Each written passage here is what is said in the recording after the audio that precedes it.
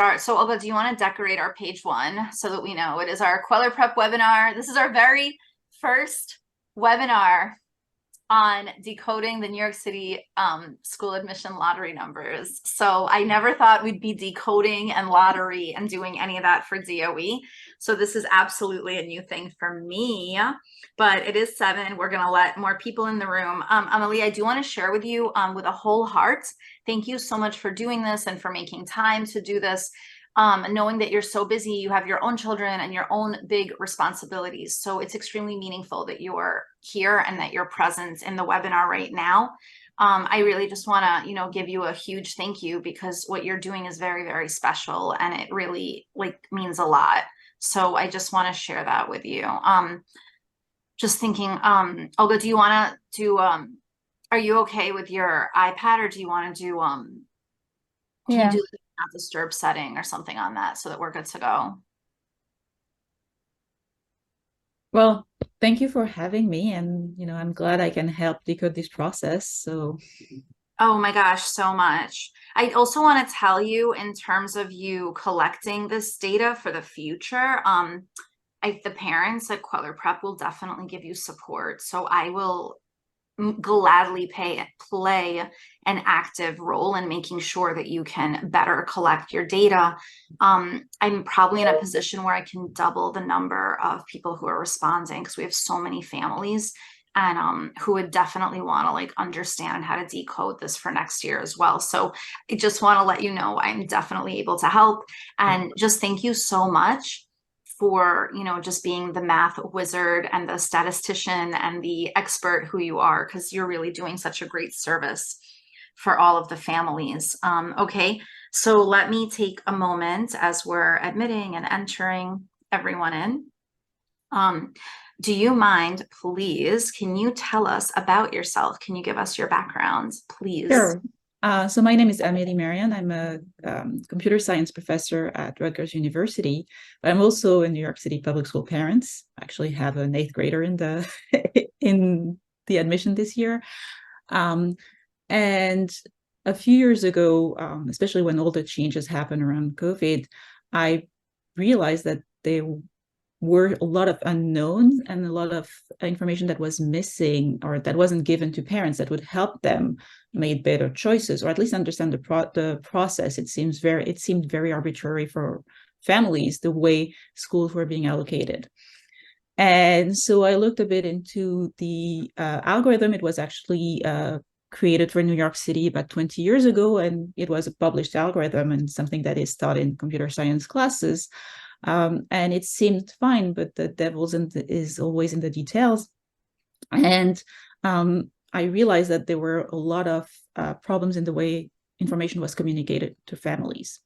And then the pandemic arrived, and a lot of the admissions moved to putting a higher weight on what I call the lottery, but the public school systems could call a random generated number, which is something that has always been in the system to break ties.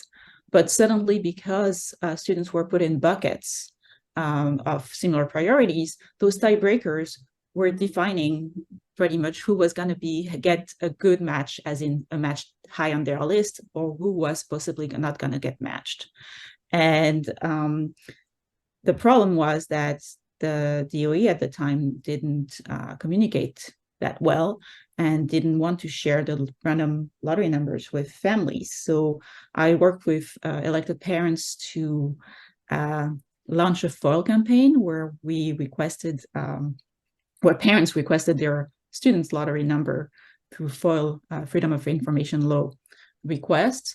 And with the lottery numbers that they gathered, I was able to look at what type of number it was. It's actually what is called an hexadecimal, which is widely used in computer programming, and how it was processed. And then the next step was, well, we know what the lottery numbers are like, but what does that mean in terms of your odds of getting into various schools? So over the past 3 years now, I've ran some surveys asking parents or students what schools were on their list and what school they matched to and what schools they didn't match to, and trying to figure out what was the cutoff lottery number that was needed for some schools.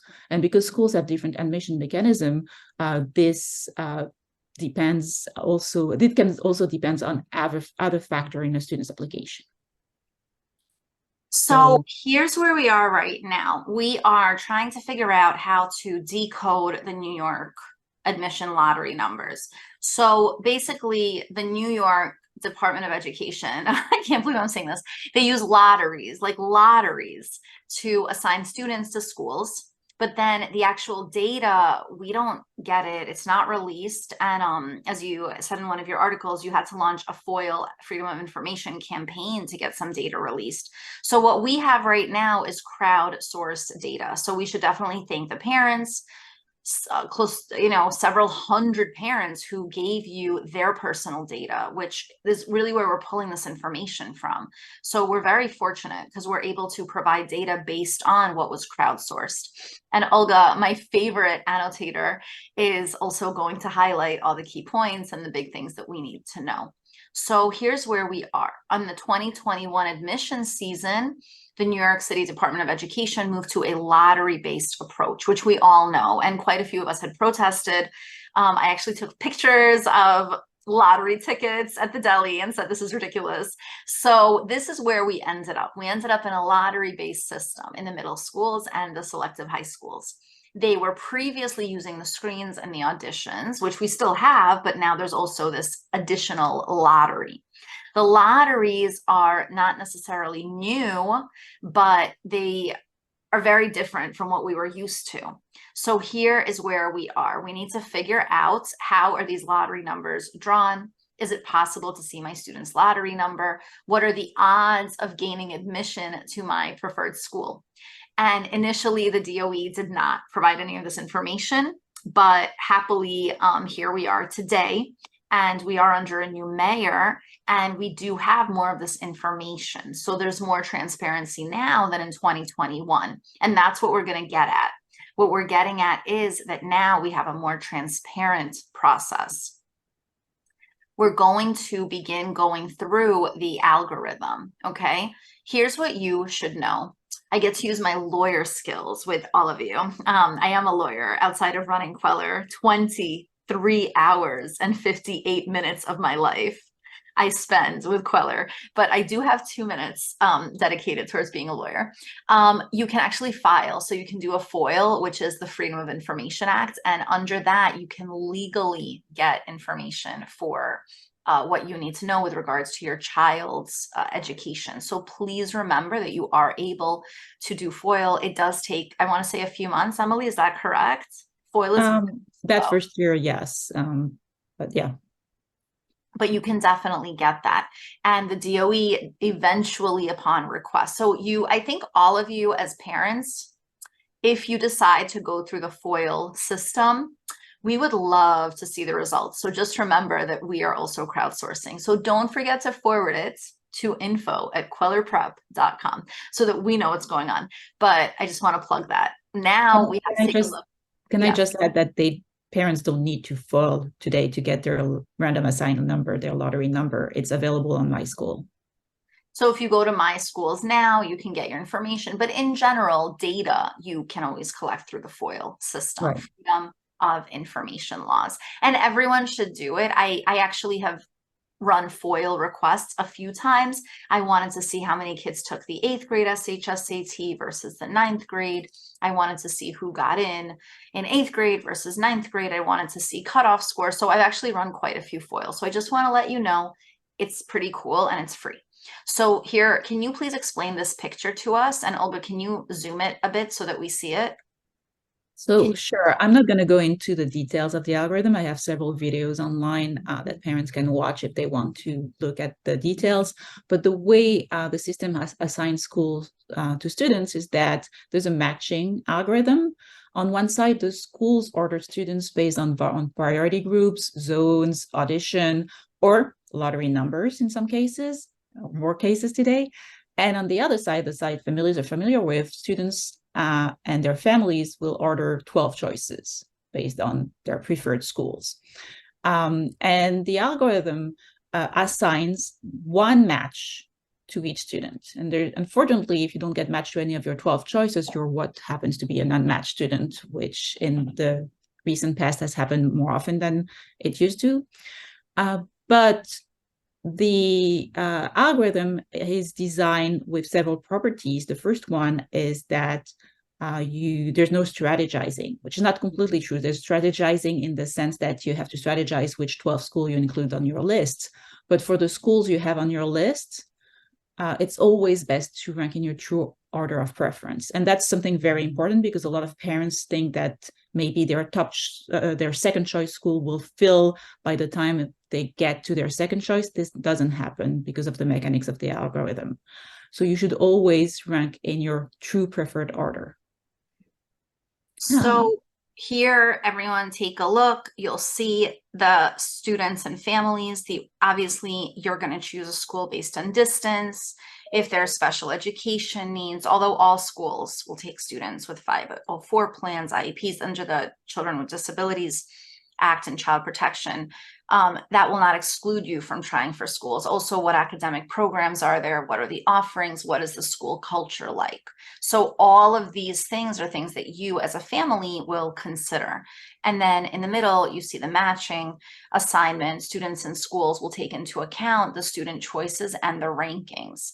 And again, the schools order the students based on priority groups, diversity, special education needs, academic achievement, and only a handful will have interviews. We have a whole separate video on interviews. We have a video for everything. We actually have videos for everything. I think we've covered it all. So at this point, if you have questions about the interview or the high school or the consortium schools, Queller Prep has a video on it. So just look it up in the YouTube channel. All right. So Emily, if you could please explain to us more on this so that we can proceed. More on the algorithm or Yes, the anything lottery else that we numbers? should know from this page. So the one number per student, for example. So the one number per student. So we are going back to the random lot assigned number. You have a number that is now accessible to families on My School, and each student gets one, and that's the number that's going to be used for every school in the matching. Every school in that they are trying to match to. So that means that, some students have a very good number and a lucky number, and that's good for them. Some students will have a less lucky number that's going to be used for all the schools. A lot of parents think that's unfair, and I can see why. But it has been shown that using one single number for all the schools, on average, leads to better results for everybody. It also has the advantage of knowing what to expect, because if every school was running a different lottery, there will be a lot of unpredictability in the system.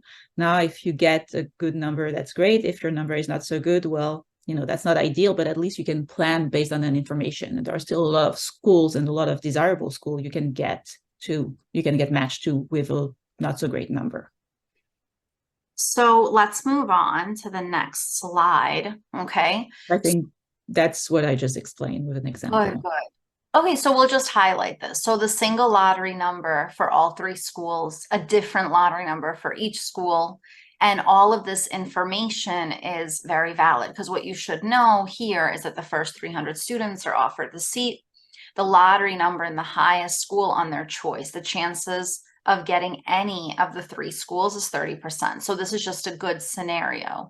The chances of not being matched will be 70%. That's why you want to work here. By the way, I just want to let all of you know, in terms of the questions, you can type any questions you have into the chat box towards the end, where we will leave time just to respond to all of your questions. So feel free to chat, type any questions if you have them.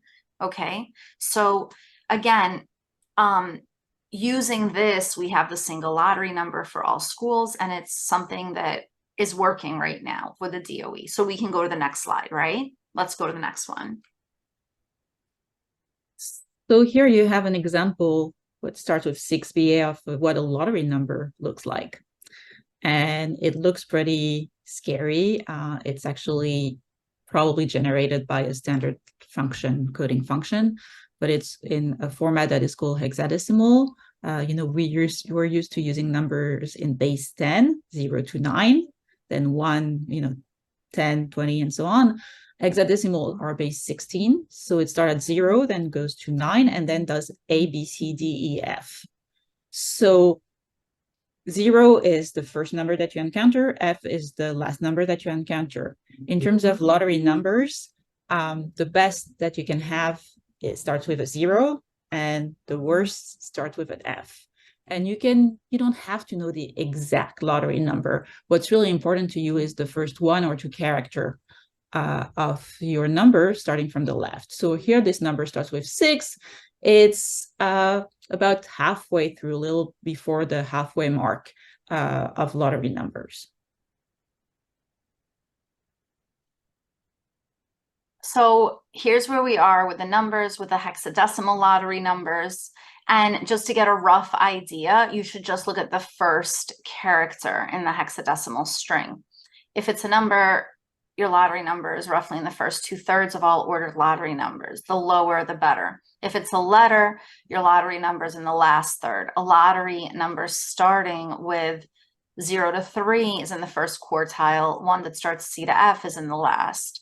So it's really just, instead of saying even lottery, you can just say it's a random number that's assigned. So these numbers, 32 character numbers, they're in a format which is generated using a random number generator.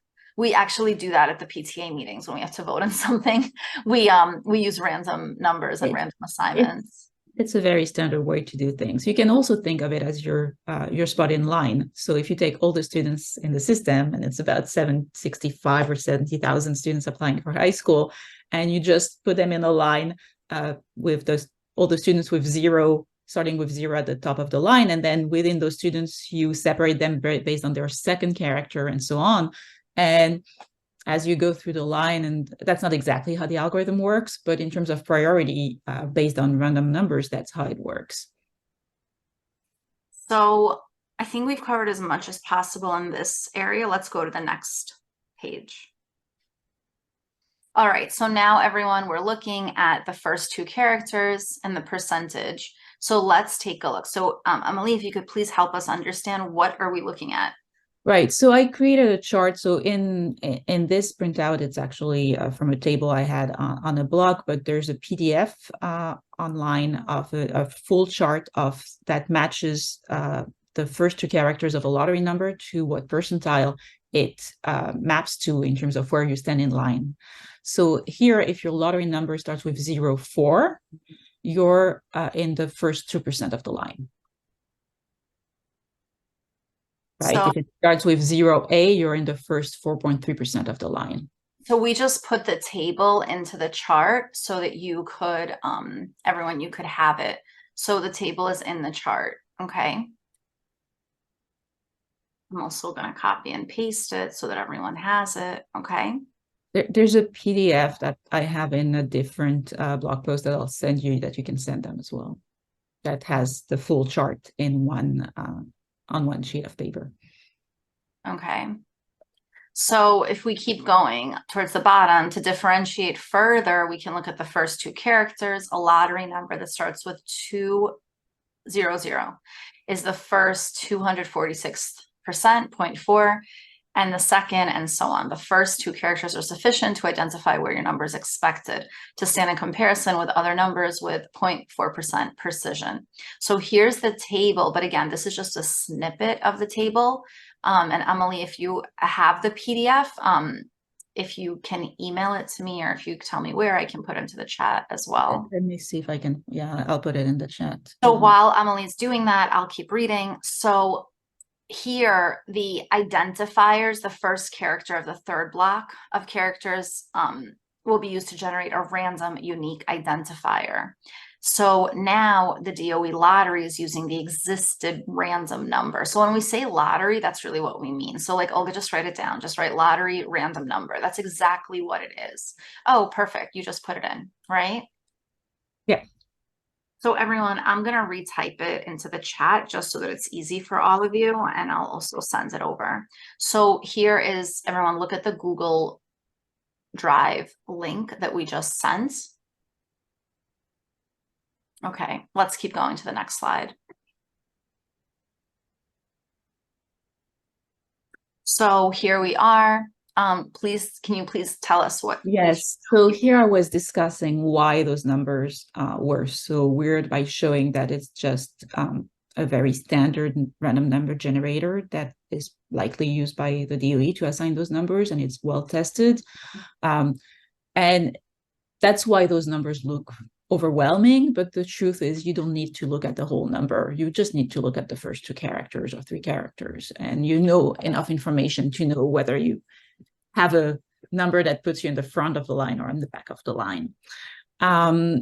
And at the time when I wrote this, the information was not available to families. Now it is available on My School. So if you haven't checked yet, if you go on your My School account and you click on your student's profile and click Edit Profile, I know, and you scroll down where you see the grades, you see the tiers, you see the Adopt category, you will also see randomly assigned number, and that's what we call the lottery number, but the DOE calls the randomly assigned number, and that's the number you should look into.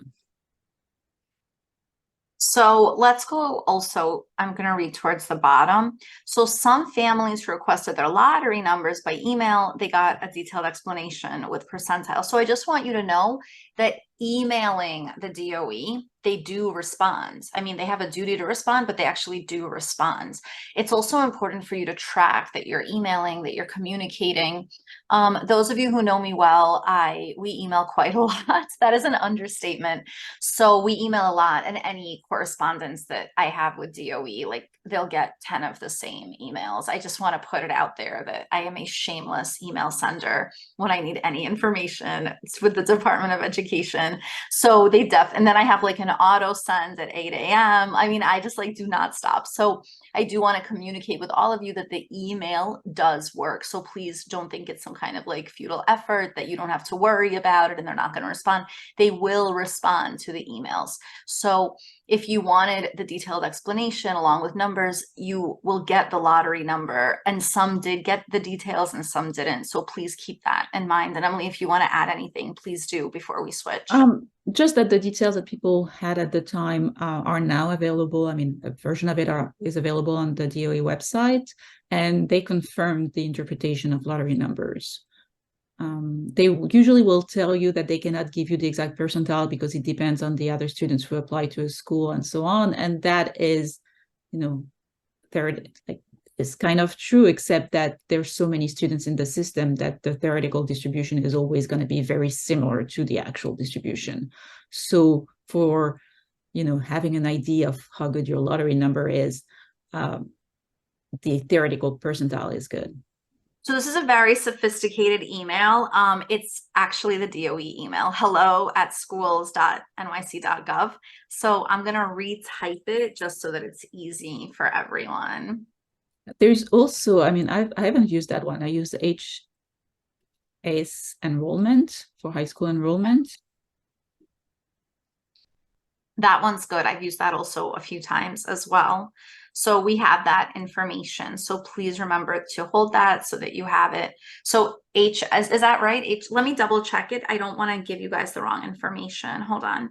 HS enrollment. Hold on. I'll make sure. Which one did you say it was? I don't have it in front of me. But they're enrollment. They have MS enrollment and HS enrollment, and that's what I've been using to ask questions. But okay, so HS enrollment is it schools.nyc.gov? That sounds right. If any of the parents can confirm the email, but I believe that's the one that we're using as well. Yeah. So as we're going, and I will look it up and I'll type and make sure that we have the correct email as well. It might have an underscore, so yeah, I'll double check. And again, parents, we will double check that information. All right, so Olga, if you could please, we'll go to the next slide. All right, so here we are. Emily, if you could please begin and tell us what we should know here. So here the question was really, okay, we know, I mean, I had run a crowdsourcing survey in 2021 because at the time we didn't even know how those lottery numbers were processed. And by looking, especially for middle school, it was easier to look at what school a student with different lottery number got and didn't get, and you could compare that, two students applying to the same school as their first choice, or two or more students, the ones who had a number that started between 0 and 5 got in, but anybody with a number starting with 6 or above, including letters, didn't. You could tell that it was processed from 0 to F, and there was a cutoff between 5 and 6. And so from that, I was able to identify that the numbers were processed from 0 to F. And then starting in 2021, I started running those surveys to try to identify what were the cutoffs at different schools. And so one thing I should have mentioned from the beginning, I'm not affiliated with the New York City Public School or DOE. They use both names. And so the data I have is not official New York City Public School data. But it is, as Frances mentioned earlier, it is gathered through crowdsourced data from parents. So with all crowdsourced data, there might be errors. People might make mistakes in how they answer the survey. But I was able to identify, especially for schools that are very popular, some definite trends. So here's what we have. Again, we're just I think we're okay on this page. Let's go to the next one right now so we can move ahead. Okay. I think now we can actually go, I'll get to the 23 survey.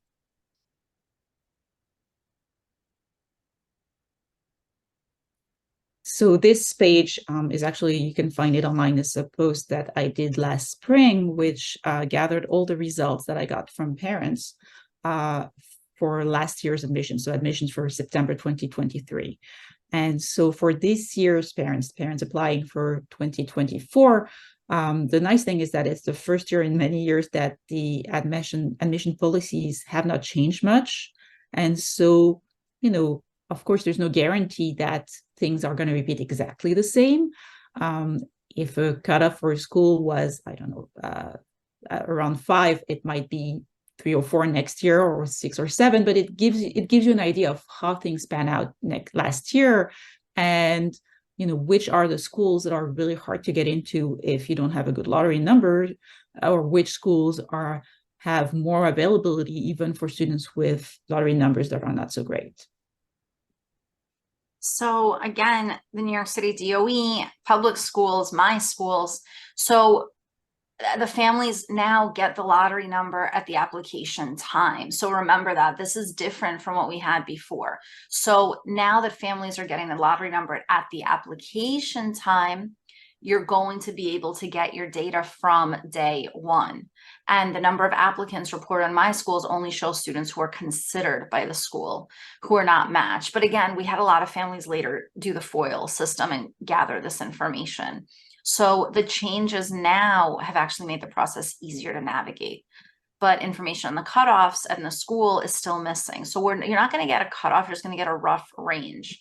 Many families went through past surveys and you were able to create your list of choices and manage expectations. So managing expectations is critical to where we are, and because we cannot have a situation where you're only applying to schools that are completely out of reach. You have to have balance.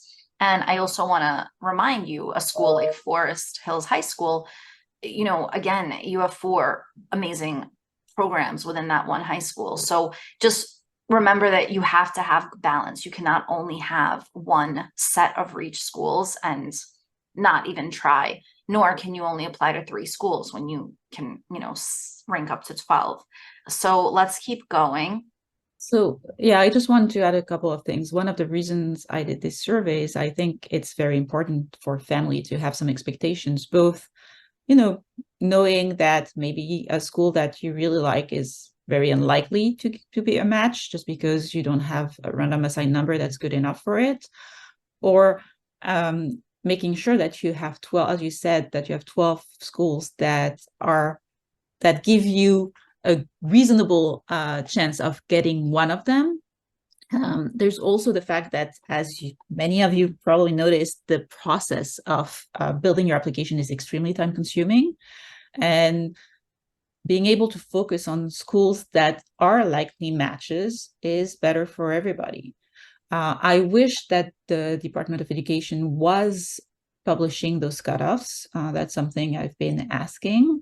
And I know many parents and elected parents have asked for it as well. They haven't done it so far. So I'm still running those surveys. I hope that one day they'll, I won't need to do it anymore, and that information will be available in my schools. So again, super aspirational that we'll get more data, but realistically we won't, because the way the DOE operates in reverse, we are not going to be able to get this data easily. So I do want to let the parents know now that we are going to send an email, because we will be encouraging specifically everyone who signed up for this webinar to pass it forward and help Emily with her next set of data. So please remember that we will be communicating and contacting you so that you can self-report survey results for us. So you'll be hearing from us again, because Queller, some people are in Queller every single day. All right, so let's keep going. Okay. You can also ask the New York City Public School to publish the data. Maybe if enough parents ask, they'll start doing it. I mean, to their credit, in the past couple of years, the process has become much more transparent. Now parents have access to their random numbers on My School, but also there's the information that is available to families on My School is much more precise and useful than it used to be 3 years ago. And that's because of parental pressure, because a lot of families were asking for details and, understanding what it meant, the number of applicants per seat, how we'll talk about wait list maybe later, what were the odds of getting off a wait list, and all of that has been made more transparent. So maybe with more support from families in the future, the DOE will start publishing cutoffs as well. Correct, because the data that you've been able to give us during this webinar is mainly because parents have successfully come together. And what could be better? We have 150 families in this webinar right now who are making time. So please remember that, the team works. So are we good? We're going to move ahead. Just one thing, even last year I got almost 650 answers, 647. That's a little shy of 1% of all applicants. And so, yes, I don't have information or precise information for everything, but even less than 1% of the application pool was enough to give some detailed information from many schools. So the more information, the more parents provide information, the more we can get useful data for the next cohorts of students who will go through. For sure. I'm going to keep emailing him until everyone responds. I'm kidding, guys. I'm kidding. All right, let's keep going. Good. Please tell us, what do we need to know here? So here I'm just talking about the methodology. There's a lot of information in applications, and there's only so much I could gather. The first thing is the way I identify a cutoff is by looking, the way the algorithm works, it goes through your lists.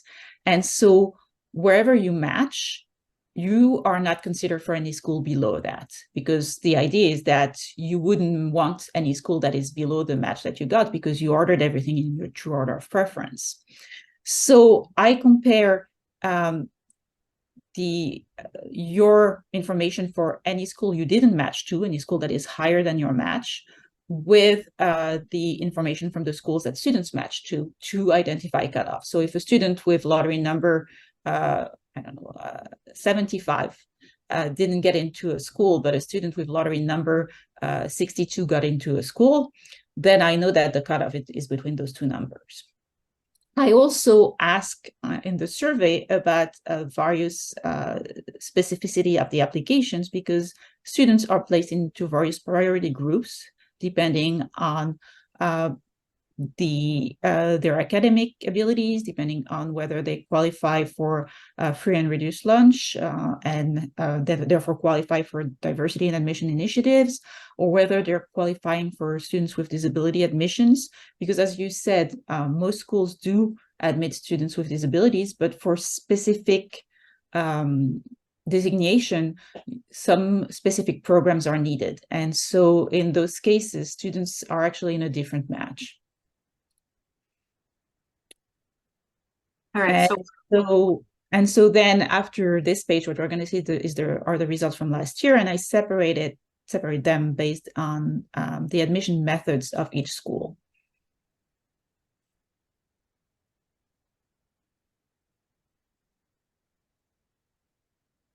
So the way the results are shown, so here the first table, I believe, is yes, those are screen school. So the way the screening works now and starting last year is that students are placed into tier based on their grades from 7th grade. And so if you don't know your student's tier, it's next to the randomly assigned number in the profile on my school. And so Screen School admits students first by tier. So tier 1 students will be admitted before tier 2 students. But within a tier, if they don't have enough seats for everybody, they will break ties using the lottery number. So if you think of it as the line that I told you where everybody was ordered based on lottery number, now it's different lines. You have a line for tier 1 students that goes with lottery number from 0 to F, then a line for tier 2 students. And schools will first admit as they have spots and students applying to them through the match, tier 1 students. And if they fill their school with tier 1 students, they'll stop, and that's where the lottery cutoff will be. If they don't, they'll continue to tier 2 students and go in lottery order. And then if they don't, again, they'll continue to tier 3 students. So what I did here, and we can start with the first school, University Neighborhood High School. This is a high school that admitted presumably all their tier 1 students. And went to tier 2, lottery number 66. That is a student that got in based on the survey, but a student tier 2 with lottery number E7 didn't get in. So what I can say from this is that it's very likely, if there's no error in my data, if some parents didn't input mistakes, that the cutoff for this school was a tier 2, so everybody in tier 1 that applied to it and didn't match something they wanted more got it. But a tier 2 student with lottery number, the cutoff is somewhere between 6 and E. So if you're in the first half of lottery numbers and you're tier 2, you have a high likelihood of getting that school, at least last year. We don't know whether it's going to be exactly the same this year, but that gives you some intuition as to what may happen.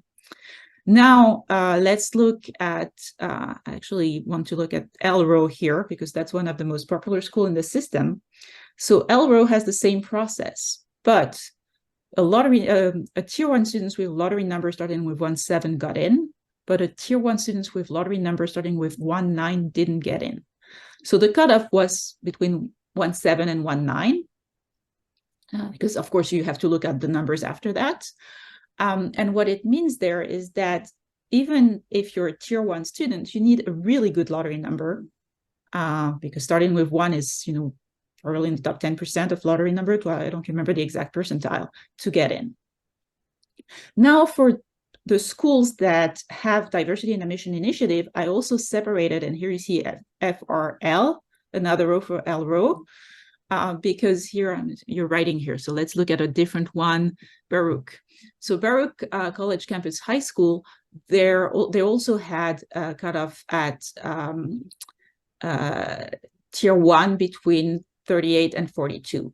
But if you look at students who qualify for the DIA initiative, students who qualify for free and reduced lunch, their cutoff was slightly, it was higher. It was somewhere between tier 1 and tier 2. And I don't have very precise information because the data set didn't have students applying there.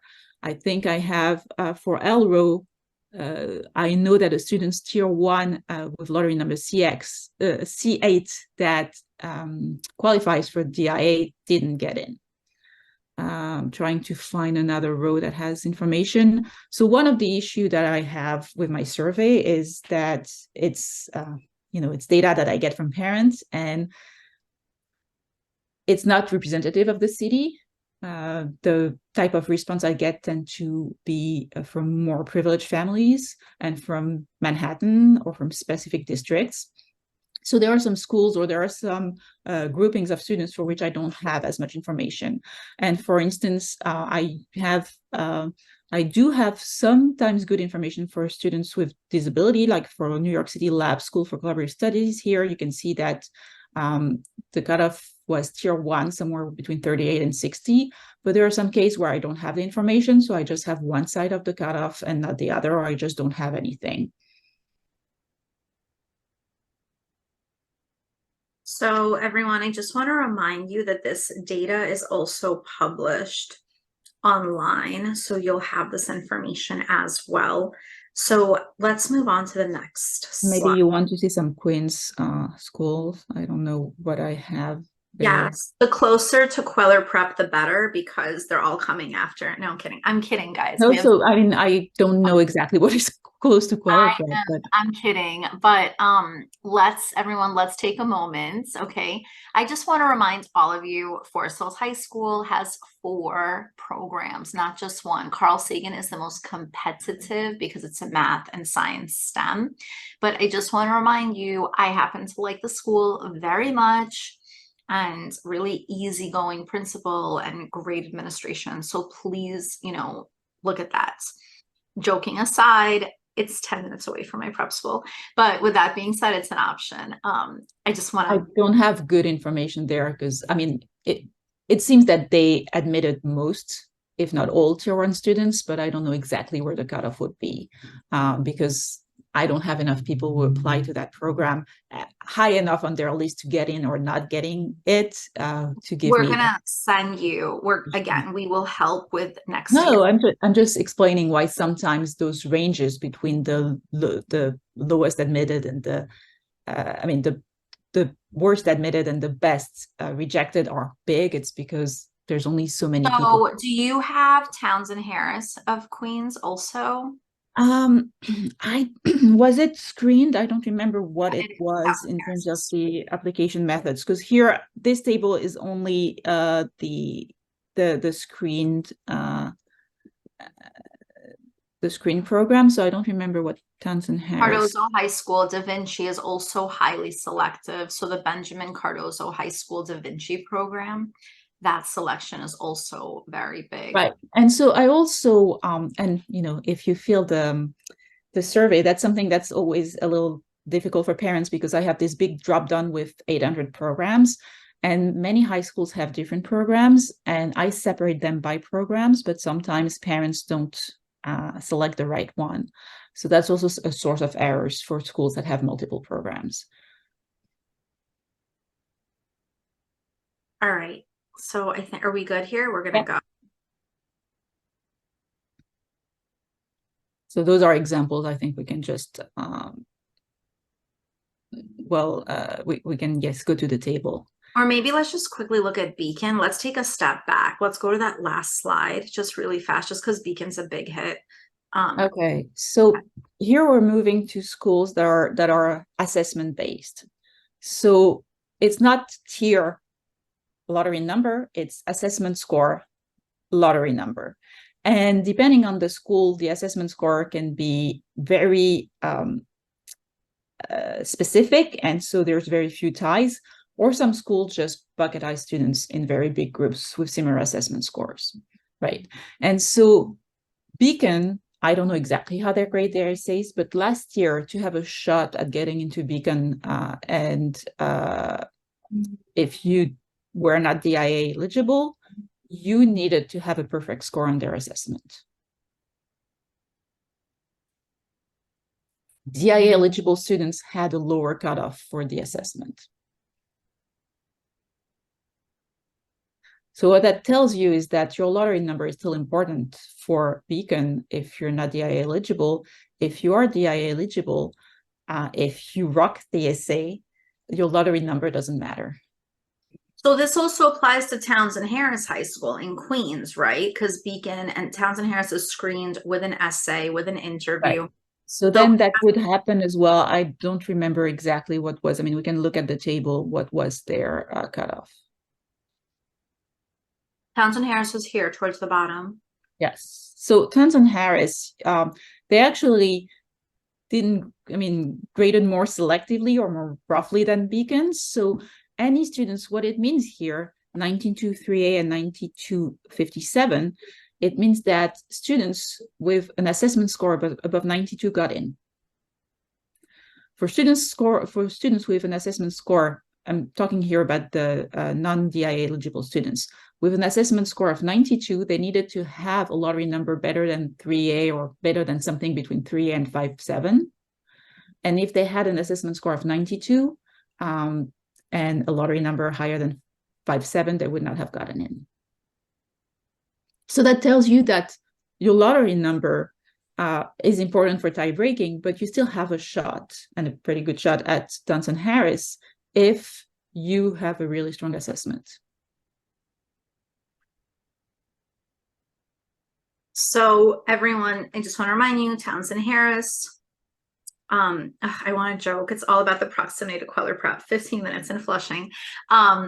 Joke over. So here's Townsend-Harris High School. It is a screened school. And Townsend-Harris High School, if you're looking, just remember, here are the different letters, programs, and screens. So just pay careful attention. So Bard High School Early College in Queens is different from Bard High School Early College Manhattan.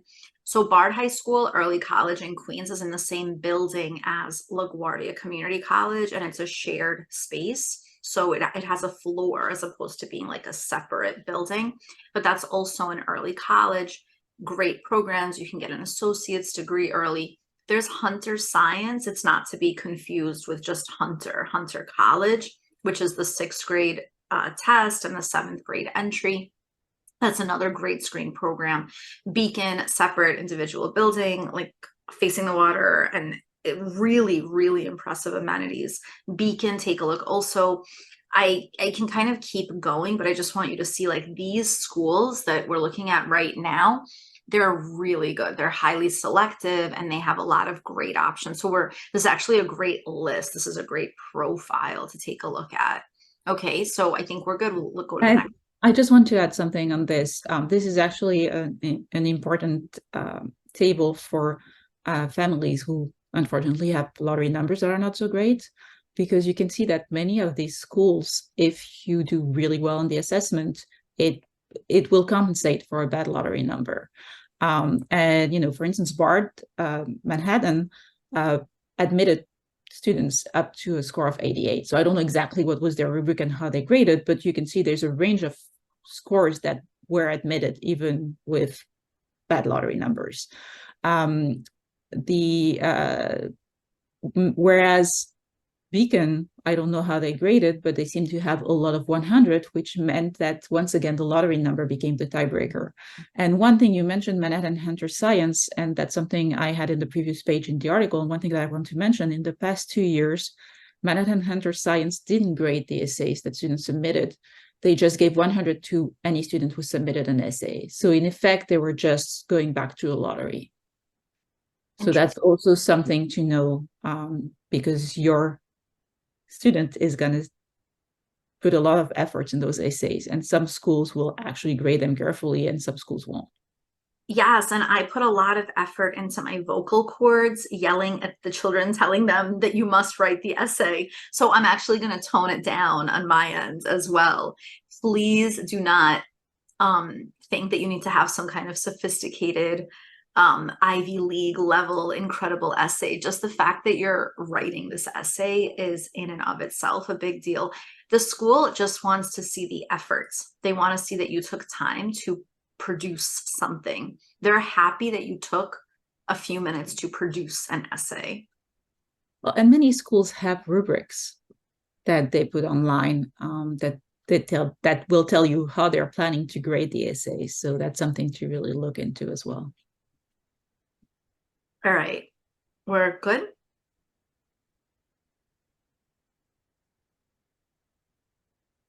So that's more schools that have either an assessment, or I actually included auditions as well. Some of these schools, the grade out of 100 is not an essay or an assessment, it's the audition grade.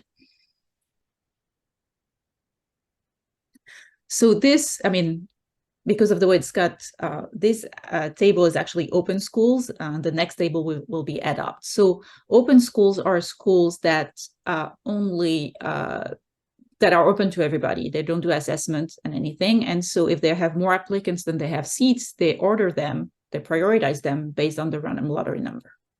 I also just want to remind you, someone's asking, can we get a copy of this table? Like, this stuff is all online. We've already put it.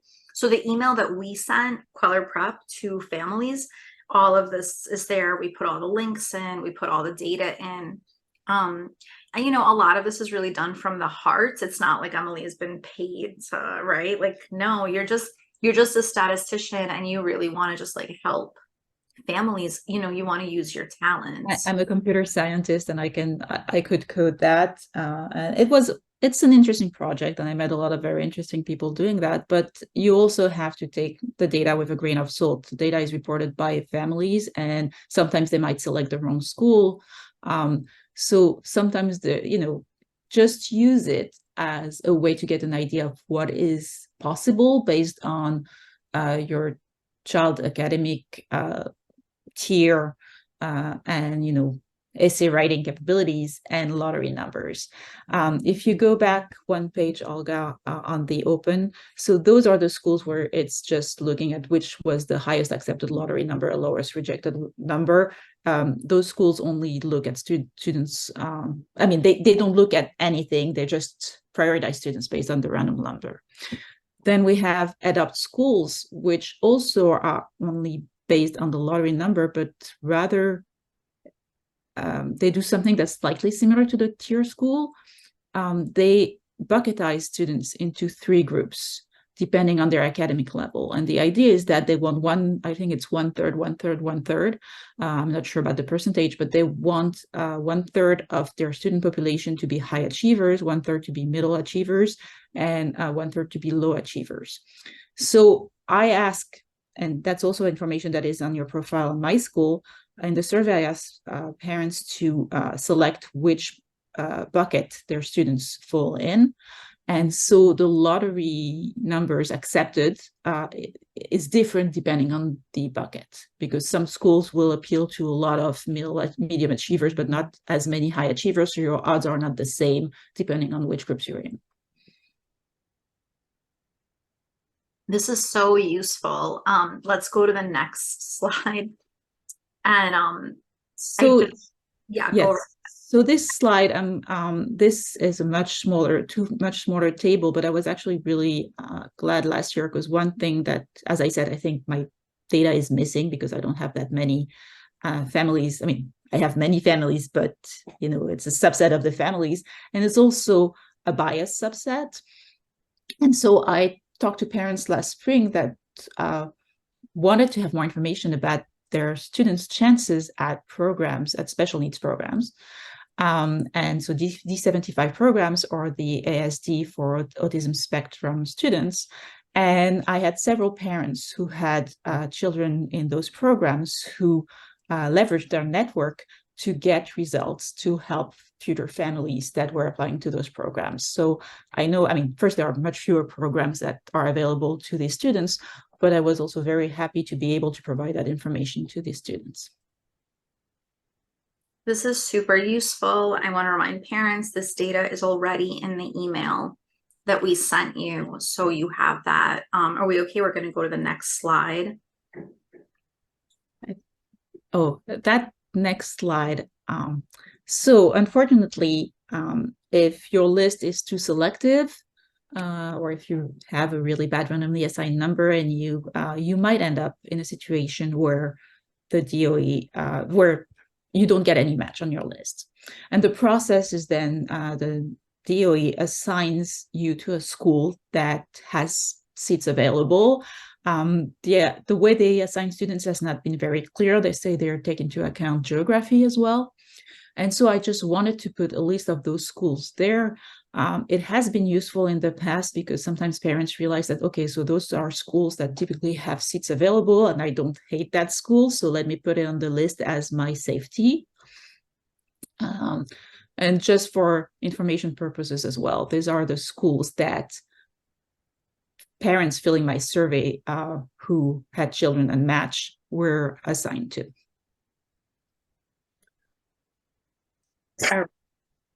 And we'll go. My gosh, Emily, I'm afraid to even ask.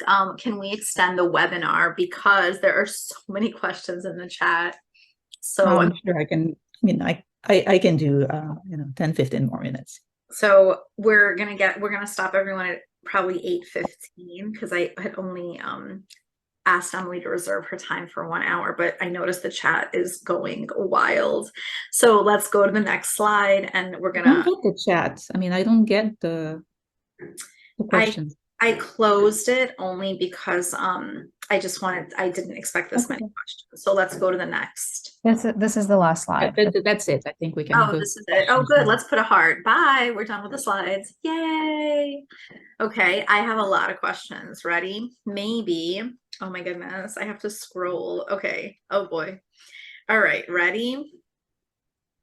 So these are some simple questions. So I'll just kind of throw them at you. How do you find your child's lottery number? So you go onto My School and you click on your child's name. I don't remember the exact thing, and I cannot do it because I don't want to give you my child's information. And at some point on the upper right, there's a hyperlink that says Edit Profile. And you click on that, and that's where you get the list of all your child's information, including what tier they are in, their grades that were used from 7th grade to define the tiers, what adopt bucket they're in, and their randomly assigned number. Okay, now, so you have to go to Edit Profile. So yes. We'll put that in. Yes. Let's write it down. I'm going to give you the time and space to write it down so that we have that information. Okay. I mean, that's something that probably someone should do a few screenshots. I can get it. I have some of the username passwords. All right. So I will be able to give you guys screenshots. I'll make a note of that as well. If any of you need it, you can just email me at info@quellerprep.com, and whatever I can do, I will gladly do in my part. So here's where we are. Next question. How will your lottery remain the same for the wait list? So for example, for the screen schools specifically.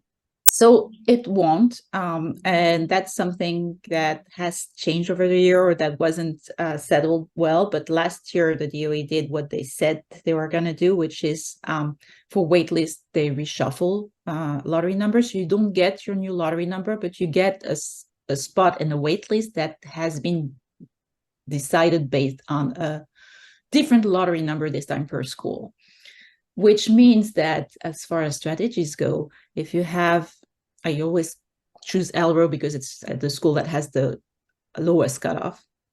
But if you really, really want Elro and your lottery number is not great, it's a wasted spot on your 12 list. But if you want to play the waitlist game, you have to list it in the hope of, one, getting a better lottery number on the wait list, and two, that they actually go to wait list, which I'm not sure they do.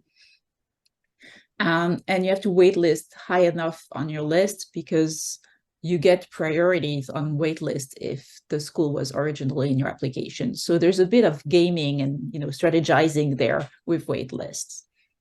I've read so many articles on this, and I've seen parents apply and reapply, and so I've actually am familiar with what you're talking about. The first year or two they had wait lists, they were using the same lottery numbers, which was awful. The students who had a good match were just getting all the wait lists they wanted, and they were just jumping ahead of the line, and students who had a bad match were still being penalized all the way. So they did change that, and now you have this new lottery number. But that does mean that because you get priority on the list, that on the wait list for a school that you had on your original list, that means some gaming. So what I would recommend is pick, if there's one or two schools, if you have a not great lottery number, but there's one or two schools that you really, really like, you can waste one or two choices on them just in case you get lucky in the wait list, but don't do that with 10 schools out of 12. So I think we've already answered a lot of these. I'll just quickly go through it. Do you get a new lottery number for wait lists? We already went through that, correct? We're moving ahead. What happens when you don't get any match? So then you get assigned to a school that has available seats.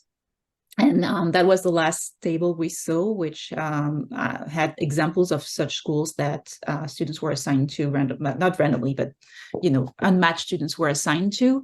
And, it can be a great school, and some students have thrived in the school they were assigned to, or it can be a school that really doesn't match your child. I have a friend of mine whose child got assigned to the ASL school, which is a great school, but if your child is not hearing impaired or doesn't have any interest in learning sign language, might not be the greatest match for that child. Okay. The parent wrote, I got the number. There's a percentage associated with it. My daughter is 27%. Does the other criteria affect this percentage, like diversity and others you listed? I don't know. I mean, the percentage, is it from I'm assuming it's from the chart that I sent. So no, the randomly assigned number is not changed. That's the randomly assigned number. Now, if you're in different categories, like DIA eligible or eligible for a student with disability in some schools, then you will be eligible for a different set of seats. Does the lottery number impact specialized high school options in any way? No, it's a completely different process. And the specialized high schools, to remind you, require the SHSAT, the entrance test. I think everyone in this webinar is taking the SHSAT. So that's a whole separate application. We've had many, many workshops, webinars. We're running extra help. So we are full steam ahead with SHSAT, but the actual lottery number is not connected to specialized high school. You will be ranking those schools, your first few choices separately on test day. All right, we got a compliment. So it's not any of this SHSAT school, and LaGuardia is separate. Other audition schools like Frank Sinatra are part of the main round, and there the lottery number can impact admissions, but not for LaGuardia. Compliment. I appreciate your work so much. How much do you think your 2023 current sample is able to predict to be used for rankings in terms of possibility to get into a certain school?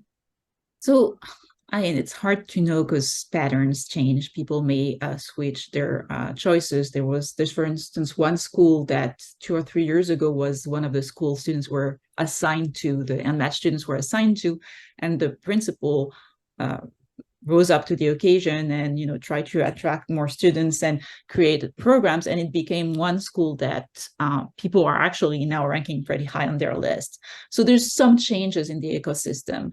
I wouldn't use the results I provided as an oracle telling you, well, you won't get into LRO because you have a lottery number starting with 20, but it sort of gives you an idea of where things stood last year, and the rules and admission policies haven't changed much from last year, which is something that in the past few years parents couldn't say from comparing with the year before them. So, it gives you an idea of the likelihood that you may get the match you want.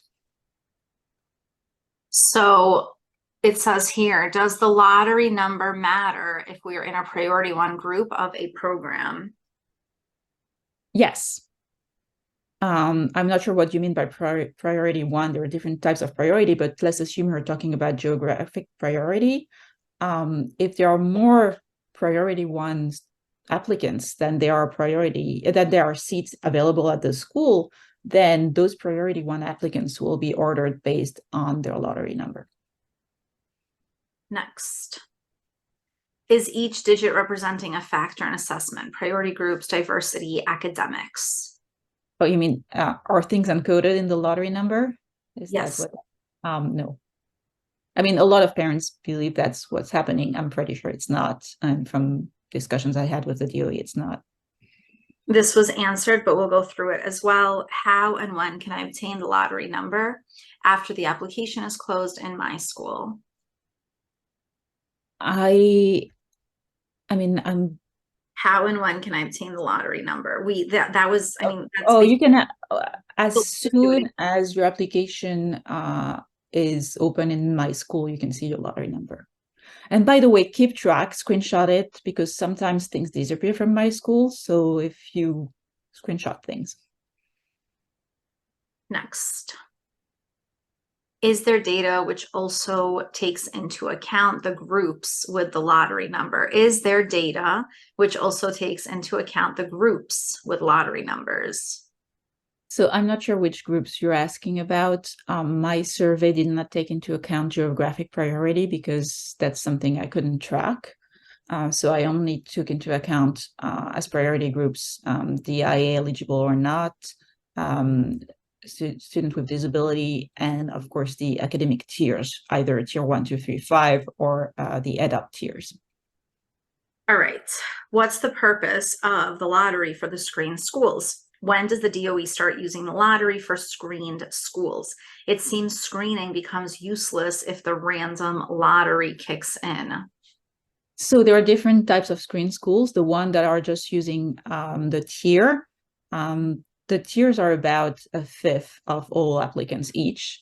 So obviously, especially for popular schools, there's going to be more applicants at the top of at tier 1 than there are seats in some schools.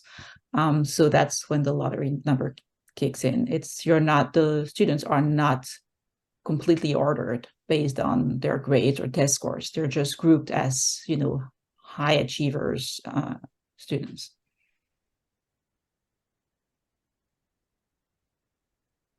Let's keep going. Ready? We have the DOE emails. Does the lottery number include meal type, free or full lunch, or is meal type an additional separate category? So that's a separate category. That's what I have in my result as FRL, for free and reduced lunch, which was the previous way they were encoding it. Now they're I believe, DIA eligible, although you're DIA eligible if you're qualified for free and reduced lunch. So, but the lottery number does not encode that. It's just that there are seats that are in some schools that are reserved for students who qualify for free and reduced lunch. We already answered this. How does the lottery factor go into screen schools like Townsend Harris High School? But if you could just quickly reply again, so we'll repeat it. So I answered it with screen schools that only look at tiers and just bucketize students. So they look at tier 1 students and then tier 2 students. For schools that have assessments, there's a little more variations in the sense that the assessments, they create a composite score based on your tier and your assessment grade, and they first rank students based on that number. And now, if at some point they reach capacity, if you're at a score where you have more students than you have leftover capacity, those students will be prioritized based on their lottery number.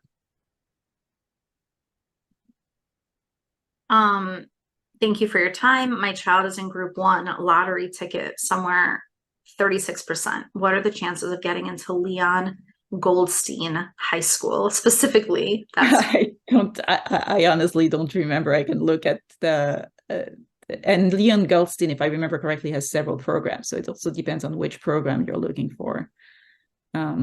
So I don't know. I mean, you can check the table. I have that school. I have reported things about that school. Are you saying that admission to public school in New York City is only based on this randomly generated number, or are applications looked at based on academics and other criteria, and the randomly generated number is simply used to process in the order in which the applications are looked at? Okay, that's so I'm not saying the randomly generated number is the only thing that is used. That was the case, or is still the case, for many middle schools, but not so much for high schools. Some schools will only rank students based on their randomly assigned numbers. This is the case of open schools and EDUP, although they do that by buckets of students. So all the students in the high bucket are compared based on their lottery numbers. Now, schools with assessments will look at the essays and the tiers. schools, what is now called screen schools that are just looking at students' tiers. The tiers are huge, so the lottery number is often a really important factor. So let's go. Do the cutoffs that we're looking at include final waitlist offers? No. All of the information I have is based on the offers that were made in March, I believe. It's really hard to keep track of waitlist numbers because the lottery numbers are redrawn, because different schools give different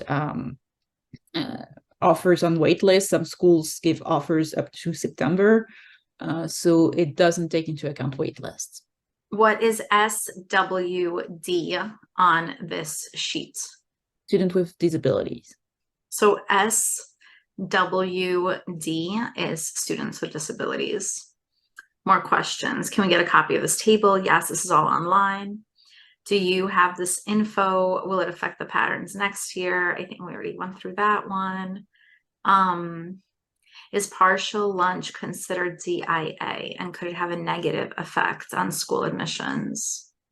So you have to check the same way you check your random number. You can check your students' qualification into free and reduced. The lunch, I don't remember the exact phrasing, but there's the lunch qualification, which qualifies you for DIA initiatives or not. It cannot hurt you. I mean, the way, and I didn't go into the details of the algorithm today, but I have videos on YouTube that give you more detail. The part 2 video has details on how the IAA set-asides are being handled. The way it is that there are some reserved seats, so that if your student is DIA eligible, you might have a slightly better shot or at a school, because at some point the school reaches capacity of students who are not DIA eligible, and they will only take DIA eligible students later. But if the capacity of DIA eligible students is reached first, those students are still eligible for the other seats. So it can only help you. How does the lottery number work for consortium schools? Also, is there prep for consortium schools or information that can be obtained? So consortium schools are assessment schools. So it works the same way as any assessment school. The students are ranked by their assessment grade and assessment score. And then if you have ties, the ties are broken by lottery numbers. So the consortium schools, everyone, these are assessment schools. Consortium schools, for example, Bard, Beacon, Baccalaureate, like these are schools that'll have the essay, that'll have the interview. So all of that, then that is all being released. We have a good video on that. As I said, there's a video for everything.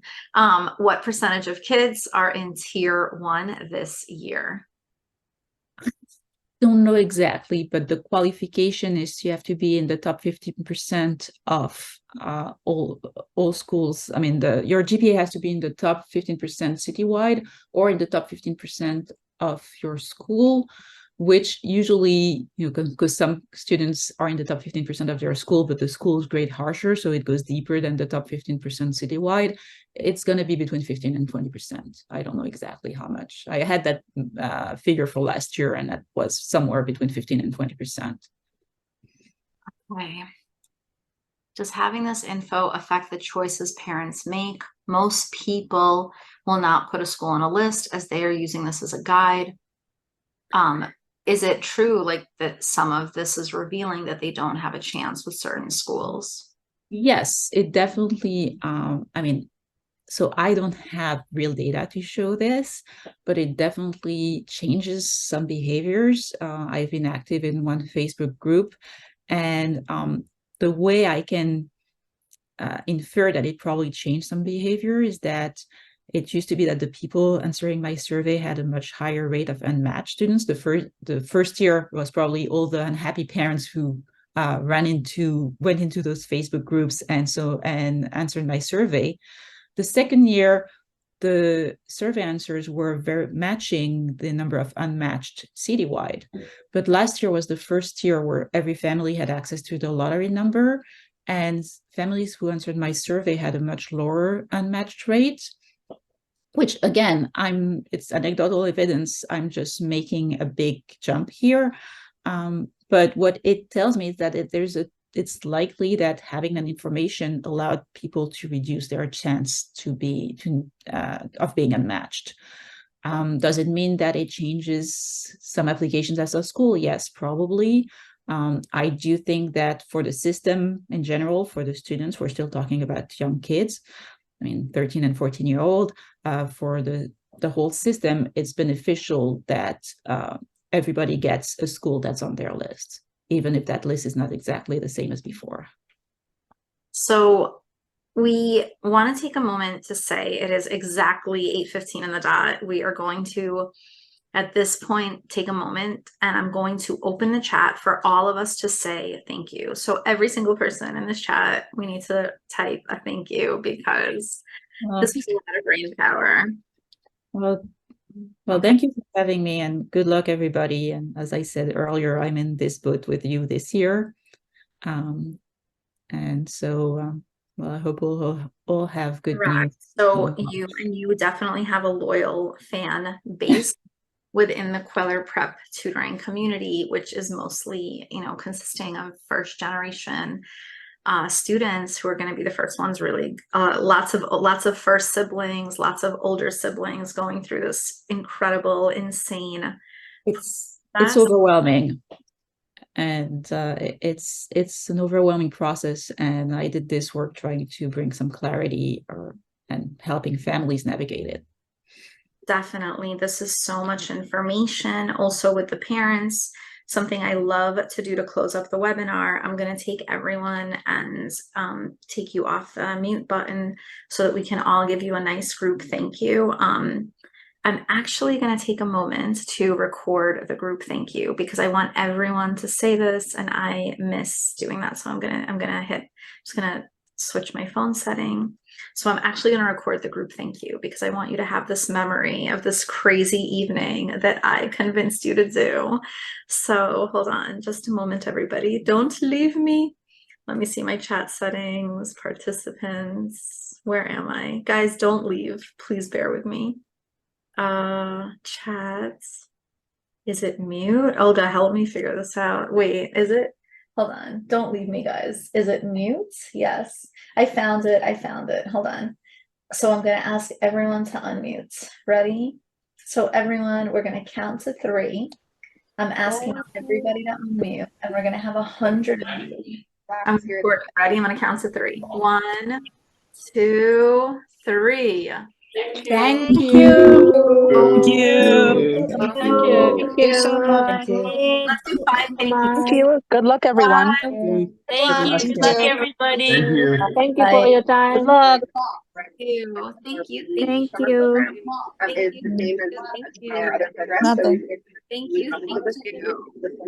Hey, I want to thank you too. This was hard. I want to thank you.